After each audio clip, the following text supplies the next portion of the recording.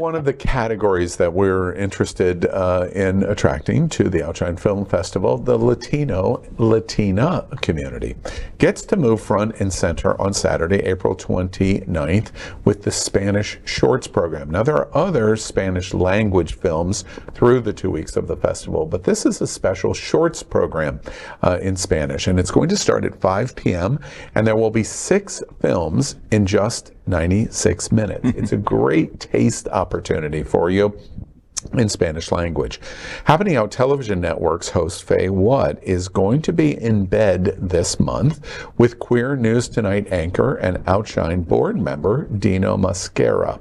And they're going to do a special interview at the FayWhat show in Spanglish, and it's going to be a nod of respect to the Spanish-speaking film enthusiast. And I can't wait to not understand what they say. I generally don't understand anything. Our research shows, we conducted extensive research, and we found out that in Miami there are a lot of Latins.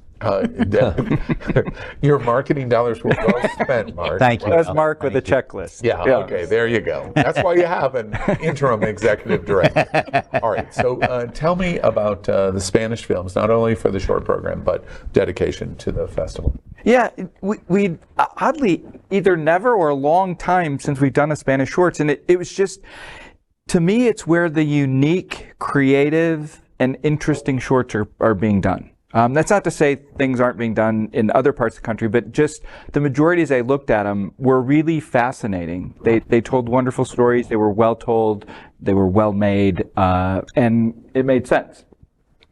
The rest of the Spanish, I also want to say that I don't think people realize that we can only program what's available.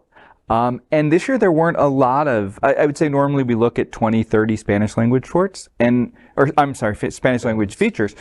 And we didn't have as many to look at. So we were able to, using my context, we were able to uncover, to have the wonderful lineup that we have. But, you know, I think people always expect that they're aware of a film and that it's automatically going to be in our festival. And there are some difficulties, especially when you reach these niche audiences, that they're sometimes hard. But I like the fact that they're well-told stories. There isn't necessarily one genre. You know, we have a romantic film. We have sort of a Latinx trans film. So it's really, it sort of takes what's going on in the world in other parts of the community and puts them into a Spanish language Is there diaspora. Programming like in the Spanish language films, Spanish short program feature that you're doing?